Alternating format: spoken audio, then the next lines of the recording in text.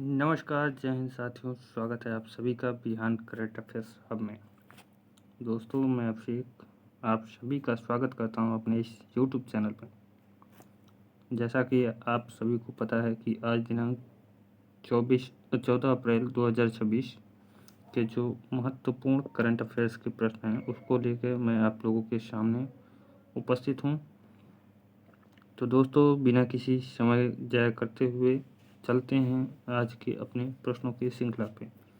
तो वीडियो अगर अच्छी लगी दोस्तों, अगर मेहनत मेरा अच्छा लगता है तो उसको आप ज़रूर वीडियो देखें और अपने दोस्तों को आगे भी शेयर कर दें और चैनल को सब्सक्राइब कर दें।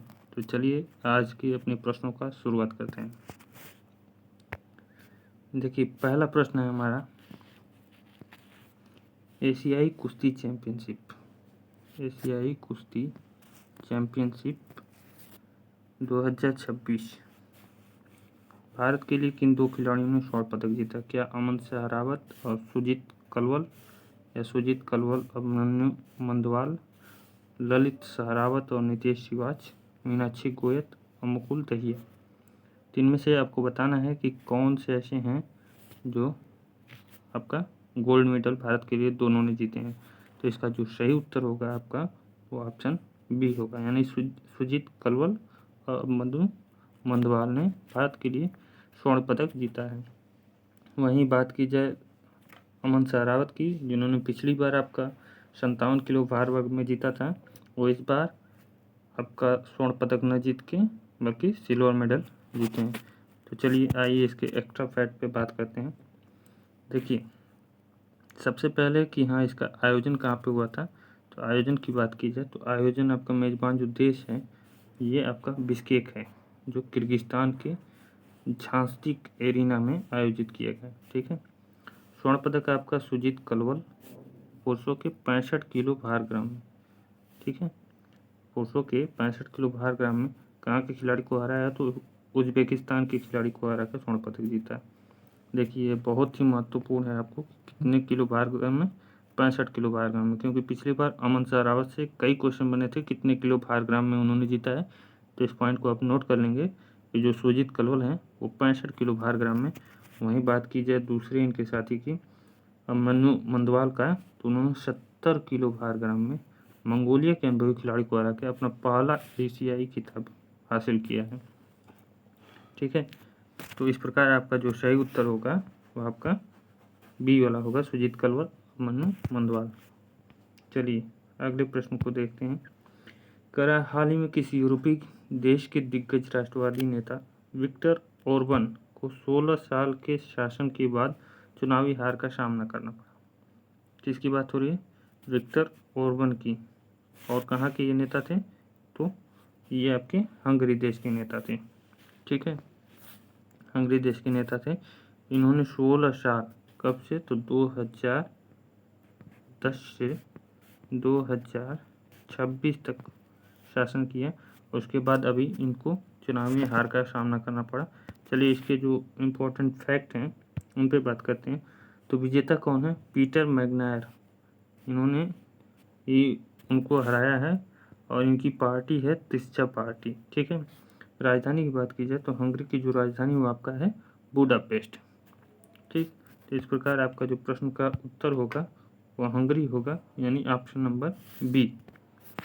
चलिए अगले प्रश्न को देखते हैं। अगला प्रश्न आपका, देखिए, हाल ही में सुप्रीम कोर्ट ने मतदान करने के लिए और चुनाव लड़ने के अधिकार को किस प्रकार का अधिकार घोषित किया? क्या आपका मौलिक अधिकार है, प्राकृतिक अधिकार है, संवैधानिक और वैधानिक अधिकार है, या केवल नैतिक अधिकार है? तो इसकी बात की जाए तो अभी हाल ही में सुप्रीम कोर्ट ने यह अपना डिसीजन दिया है कि जो आपका वोट डालने का अधिकार और चुनाव लड़ने का अधिकार दोनों आपका क्या है? संवैधानिक और वैधानिक अधिकार है। ठीक है, न कि आपका मौलिक अधिकार है, न ही आपका प्राकृतिक अधिकार है, न ही आपका नैतिक अधिकार है। चलिए इसके एक्स्ट्रा फैक्ट पे बात की जाए तो मतदान का अधिकार, राइट टू वोट, कोर्ट ने साफ किया कि मतदान करना एक संवैधानिक अधिकार है। संविधान का अनुच्छेद 326 वयस्क मताधिकार की गारंटी देता है, लेकिन यह निरपेक्ष नहीं है और कानून द्वारा लगाई गई सीमाओं के अधीन है। ठीक है, चलिए अगला प्रश्न आपका देखते हैं। अगला प्रश्न कह रहा है, अप्रैल 2026 में कर्नाटक डाक विभाग के द्वारा जारी विशेष स्मारक डाक टिकट किस मिशन या संस्था को समर्पित है? क्या चंद्रयान 4 मिशन, इसरो का मानव अंतरिक्षयान उड़ान कार्यक्रम गगनयान मिशन, या आदित्य L1 मिशन, या मंगलयान 2 मिशन? तो देखिए बात हो रही है कर्नाटक डाक विभाग ने अभी किसके खिलाफ जारी किया है, तो इसरो का मानव अंतरिक्ष उड़ान कार्यक्रम, ठीक है, इसरो का मानव अंतरिक्ष उड़ान कार्यक्रम यानी गगनयान के लिए एक विशेष डाक टिकट जारी किया है। इसका जो एक्स्ट्रा फैट है, अच्छा इसका एक्स्ट्रा फैट कोई नहीं लिखा गया है, चलिए कोई बात नहीं, आपको पता होना चाहिए कि बस कर्नाटक डाक विभाग ने जो स्मारक डाक टिकट जारी किया वो इसरो के गगनयान मिशन के लिए किया है। चलिए अगले प्रश्न को देखते हैं। अगला प्रश्न आपका 10 अप्रैल 2026 से लागू नए नियमों के अनुसार राष्ट्रीय राजमार्गों पर बिना फास्टैग के UPI से भुगतान करने पर कितना शुल्क देने होंगे? ठीक है, तो देखिए क्या 1.5 गुना देना है, 1.25 गुना देना है, या 2 गुना देना है, या कोई अतिरिक्त शुल्क नहीं।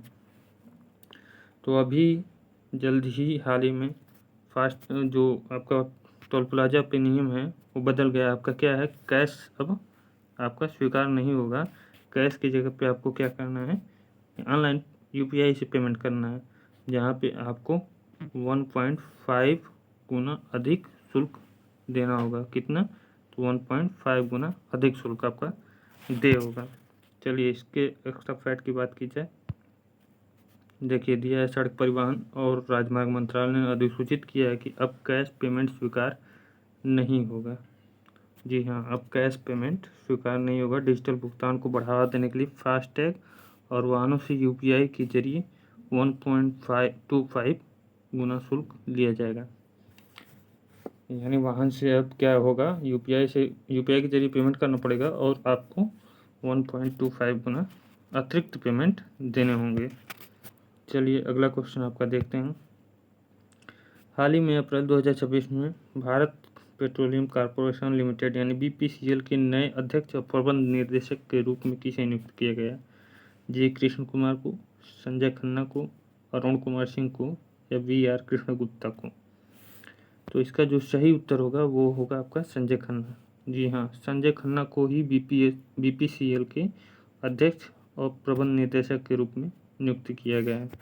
इसकी एक्स्ट्रा फैक्ट की बात की जाए तो देखिए, संजय खन्ना कैबिनेट की नियुक्ति समिति ने ACC ने संजय खन्ना को BPCL का CMD नियुक्त किया। तो दोस्तों इस प्रकार आज की हमारे प्रश्नों का जो श्रृंखला है यहीं पे समाप्त होता है, और बहुत ही सभी प्रश्न बहुत ही महत्वपूर्ण हैं। आपको एग्जाम में हूबहू प्रश्न देखने को मिलेंगे। वीडियो अगर अच्छी लगती हो तो दोस्तों इसको लाइक शेयर सब्सक्राइब करना ना भूलें, और अपने दोस्तों को भी आगे शेयर कर दें। Thank you.